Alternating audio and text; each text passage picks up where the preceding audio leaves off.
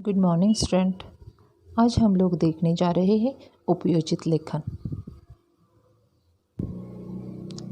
उपयोजित लेखन मतलब राइटिंग स्किल, और राइटिंग स्किल में पहला पार्ट हम लोग देखने जा रहे हैं पत्र लेखन।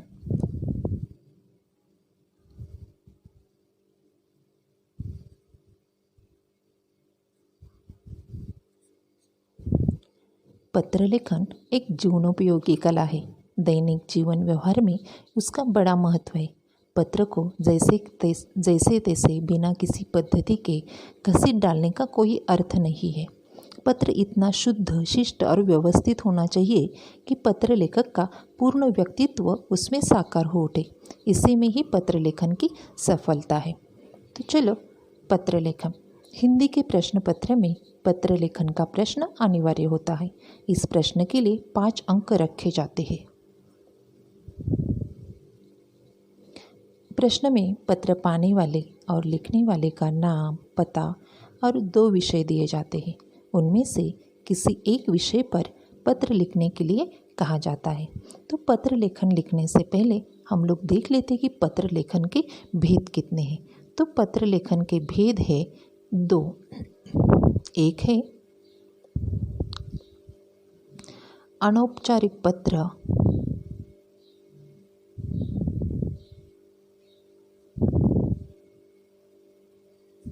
और दूसरा भेद है औपचारिक पत्र। अब हम लोग देख लेते हैं कि अनौपचारिक पत्र किसे कहा जाता है और अनौपचारिक पत्रों में किन किन लोगों को पत्र लिखा जाता है। अनौपचारिक पत्र जिन व्यक्तियों के साथ हमारे नज़दीकी, घनिष्ठ एवं आत्मीय संबंध होते हैं, उन्हें लिखे गए पत्र अनौपचारिक पत्र कहलाते हैं। ये व्यक्तिगत पत्र होते हैं और इनकी भाषा भी अनौपचारिक ही होती है। तो परिवार के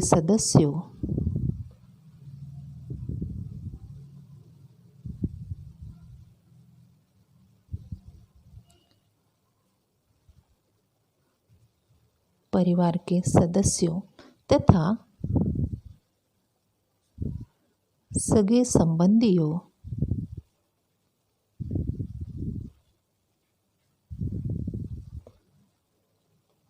व मित्रों को लिखे जाने वाले पत्र अनौपचारिक पत्र इस श्रेणी में आते हैं। अच्छी तरह से ध्यान दे दो कि अनौपचारिक पत्र किस में आते हैं। अनौपचारिक पत्र में कौन कौन से पत्र आते हैं कि जो हमारे परिवार के सदस्य होते हैं, हमारे रिश्तेदार होते हैं, तथा मित्रों को लिखे जाने वाले जो पत्र होते हैं वो होते हैं अनौपचारिक। दूसरा पत्र लेखन का भेद है तथा पत्र का भेद है औपचारिक पत्र। अब औपचारिक पत्र किन्हें कहते हैं कि सरकारी, अर्ध सरकारी, अर्ध सरकारी,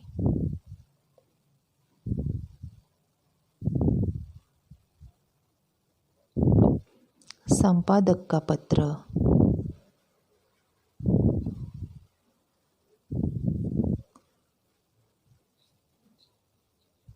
व्यावसायिक पत्र,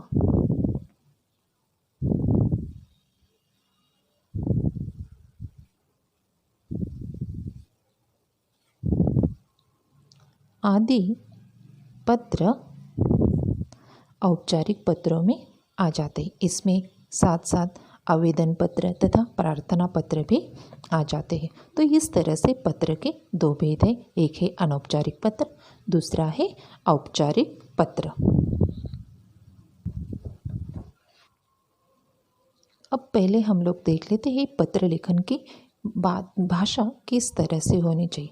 तो उसमें कुछ विशिष्ट जो बातें हैं वहाँ पर पहले ध्यान देंगे। तो पत्र लेखन की भाषा बहुत ही सरल, शुद्ध और प्रवाहमयी होनी चाहिए।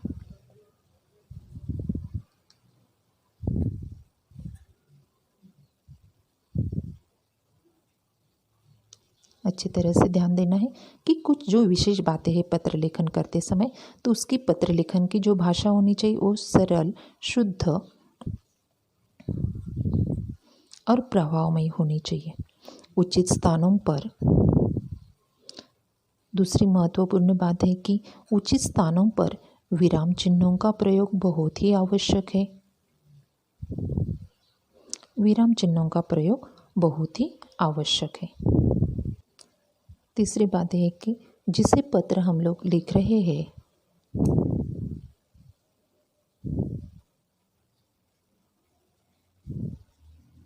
जिसे पत्र लिख रहे हैं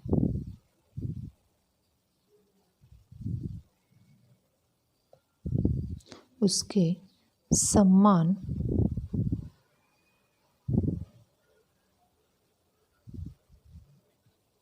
और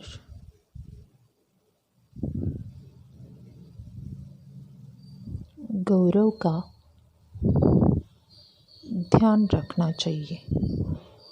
मतलब जिस तरह से मैंने पहले कहा कि कुछ महत्वपूर्ण जो बातें हैं कि पत्र लेखन की भाषा सरल, शुद्ध और प्रभावमयी होनी चाहिए।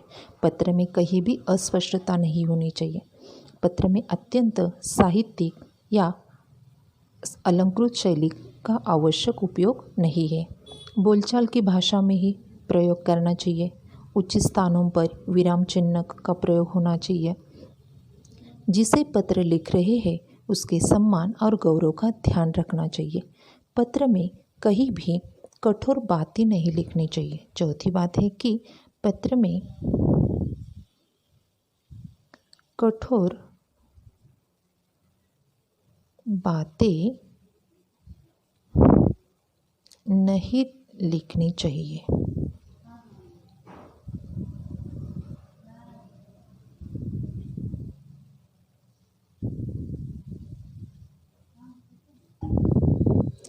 उपदेश या उलाहना भी सद्भाव से देनी चाहिए। इसके साथ साथ व्यावसायिक और सरकारी पत्र भावुकता रहित, संक्षिप्त और स्पष्ट होने चाहिए। वो तो हम लोग औपचारिक पत्र लिखते वक्त देख लेंगे कि उसकी भाषा किस तरह से होनी चाहिए। तो आज हम लोग देख लेते हैं कि अनौपचारिक पत्र किस तरह से लिखे जाते हैं। पत्र लेखन के पूर्व ध्यान में रखने योग्य बातें, मतलब पत्र लेखन करने से पहले ये बातें कौन कौन सी कि अच्छी तरह से याद रखनी चाहिए। तो पहले हमें लिखना है दिनांक तथा तिथि। वहाँ पर तिथि शब्द का उल्लेख नहीं करना है, सिर्फ वहाँ पर तिथि लिखनी है।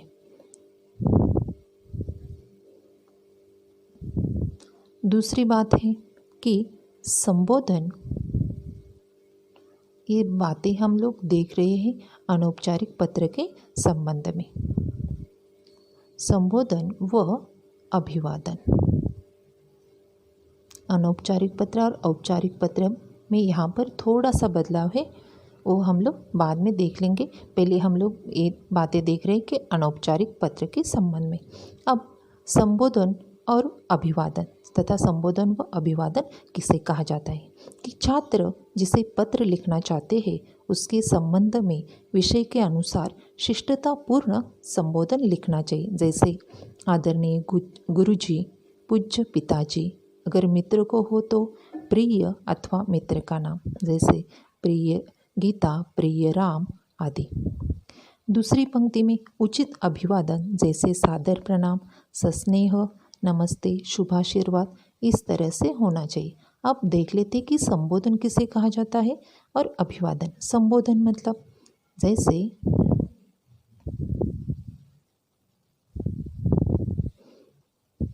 पूज्य पिताजी,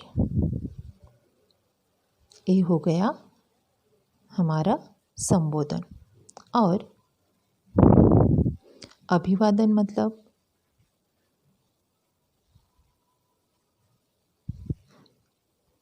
पूज्य पिताजी, सादर प्रणाम, ये हो गया हमारा अभिवादन। तो आप लोगों को अब अच्छी तरह से पता चल गया होगा कि संबोधन किसे कहा जाता है और अभिवादन किसे कहा जाता है। तीसरा पॉइंट है तथा महत्वपूर्ण बात है तीसरी कि पत्र का विषय। पत्र का विषय,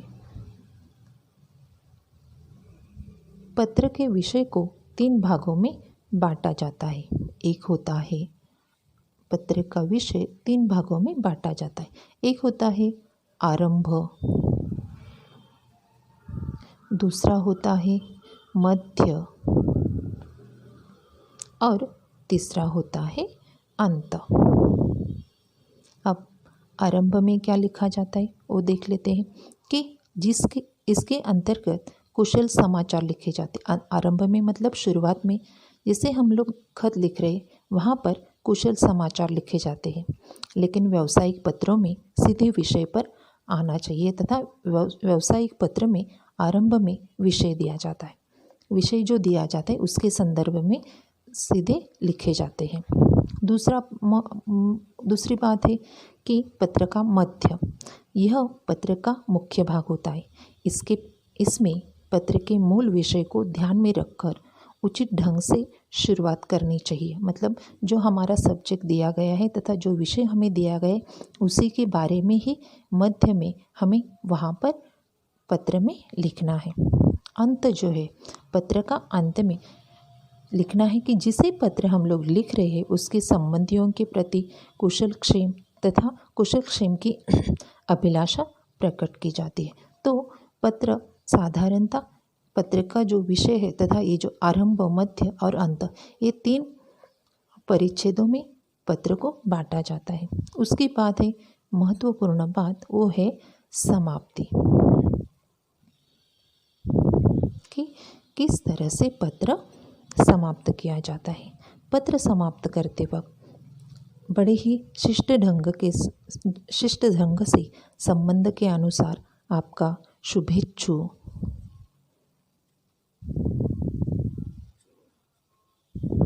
आज्ञाकारी,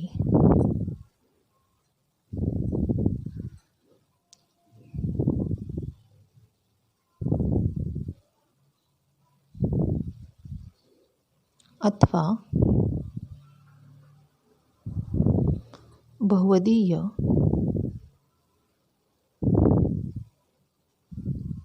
आदि लिखा जाता है। इस प्रकार पत्र लिखने वाले का परिचय और उसके बाद में पता और ईमेल आईडी लिखना बहुत ही आवश्यक है। जैसे मैंने बताया कि अंत में शुभेच्छु, आज्ञाकारी अथवा बहुधीय शब्द लिखना है और वहाँ पर पत्र लिखने वाले बहुधीय, ये लिखने के बाद पत्र लिखने वाले का नाम वहाँ पर होना चाहिए। पत्र लिखने वाले का नाम होने के बाद उसके बाद पत्र लिखने वाले का पता लिखना बहुत ही आवश्यक है। उसके बाद नीचे अंत में ईमेल आईडी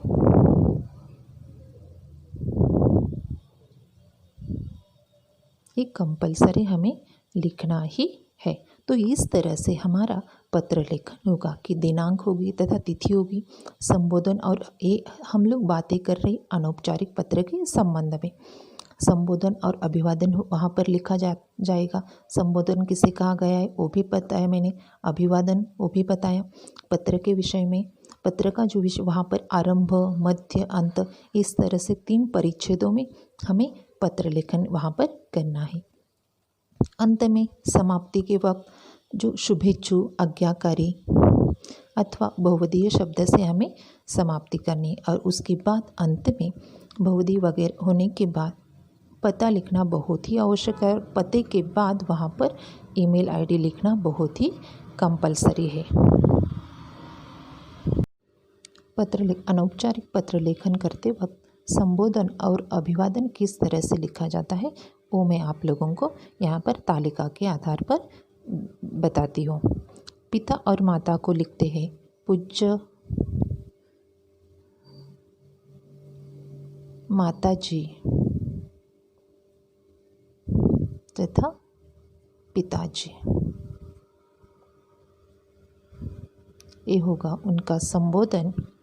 और अभिवादन वहाँ पर लिखेंगे सादर प्रणाम तथा चरण वंदना।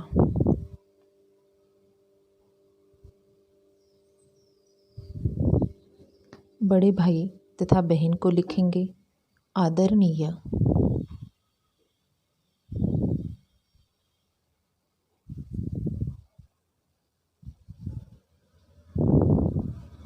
बड़े भाई तथा बहन, और उनके अभिवादन में लिखेंगे सविनय प्रणाम। मैं जो यहाँ पर लिख कर दे रही हूँ आप लोगों को पूरी तरह से क्लास वर्क में इस तरह की ही तालिका बनानी है। आगे है पुत्र तथा पुत्री को लिखेंगे चिरंजीव। और तथा प्रिय पुत्र तथा पुत्री, और उनके अभिवादन में वहाँ पर लिखेंगे शुभाशीष।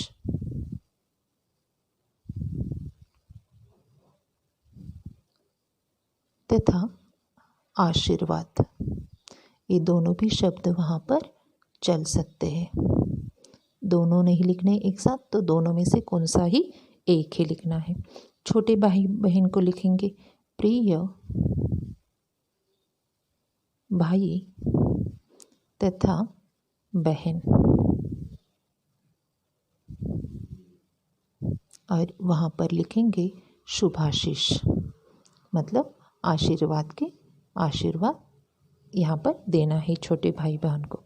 उसके बाद में है मित्र तथा सहेली, उनके लिए लिखना है प्रिय मित्र तथा प्रिय सहेली या सखी।